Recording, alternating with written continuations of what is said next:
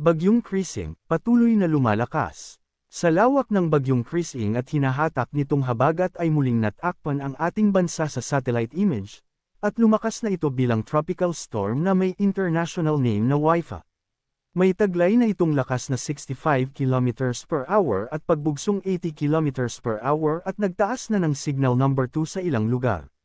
Mga lugar sa ilalim ng signal number 2, Batanes, Cagayan, kasama ang Babuyan Islands, hilagang at silangang bahagi ng Isabela, Palanan, Ilagan City, Divilacan, Delfin Albano, Quezon, Tumawini, Maconacon, Santa Maria, Cabagan, San Pablo, Santo Tomas, San Mariano, Dinapigue, Apayao, hilagang bahagi ng Kalinga, Tabuk City, Balbalan, Pinukpok, Rizal, hilagang bahagi ng Abra, Malibkong, Lacob, Lagangilang, Licuan Baay, Danglas, Lagayan, San Juan, Tineg, La Paz, Dolores.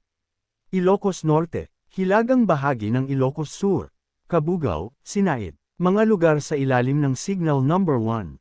Natitirang bahagi ng Isabela, Quirino, Nueva Vizcaya, natitirang bahagi ng Kalinga, Mountain Province, Ifugao, natitirang bahagi ng Abra, Benguet, natitirang bahagi ng Ilocos Sur, La Union, hilagang bahagi ng Pangasinan, San Nicolas, Natividad, San Quintin, San Manuel, Cayug, Sison, San Fabian, Pozo Rubio, Lawak, Binalonan, San Jacinto, Manawag, Mangaldan, Dagupan City, Binmaley, Lingayen, Labrador, Sual, Alaminos City, Bolinao, Anda, Bani, Agno, Burgos, Mabini, Dasol, Calasiao, Santa Barbara, Mapandan, Bugalyon.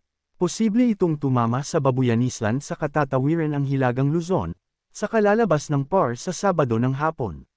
Lahat ay pinag-iingat sa posibleng banta ng habagat sa Metro Manila, Calabarzon, Western Visayas, Mimaropa, Ilocos Region, Bataan. Maging alerto at handa sa bagsik ni Bagyong Krising. Patuloy nang lumalakas ang habagat na pinalakas ng Bagyong Krising. Inaasahang mas titindi pa ito sa mga susunod na araw habang palapit at patawid ng hilagang bahagi ng Luzon. Maging handa sa walang humpay na pag-ulan sa kanlurang bahagi ng Luzon at Visayas, kasama ang Metro Manila at Mimaropa. Posible ang pagbaha at landslides. Bagyong Krising at habagat nagbabantang magdulot ng malalakas na buhos ng ulan sa maraming lugar habang kumikilos patungong hilagang Luzon. Ayon sa pinakahuling ulat ng Pag-asa, si Krising ay nananatiling tropical depression ngunit posibleng maging tropical storm ngayong umaga. Inaasahang maglalandfall sa Cagayan ngayong araw, at patuloy na tatawid sa hilagang bahagi ng Luzon bago lumabas ng bansa bukas araw ng Sabado.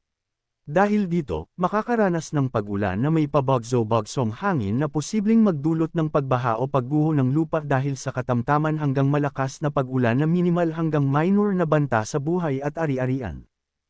Samantala, ang trough nito ay nakakaapekto sa Eastern Visayas, Quezon, at nalalabing bahagi ng Bicol Region, na makakaranas ng maulap na kalangitan na may pag-ulan, pagkidlat, at pagkulog na posibleng magdulot ng pagbaha o pagguho ng lupa dahil sa katamtaman hanggang minsang malakas na pag-ulan. Posibleng tatahakin ang Northern Luzon simula bukas ng hapon, 18 Hulyo 2025. Southwest Monsoon o habagat. Nakakaapekto ito ngayon sa nalalabing bahagi ng bansa. Dahil dito, makakaranas ng kadalasang pag-ulan at pabagso-bagsong hangin na posibleng magdulot ng mga pagbaha o pagguho ng lupa dahil sa malakas hanggang mas malakas na pag-ulan sa Zambales, Bataan, Mimaropa, Negros Island Region, at Western Visayas.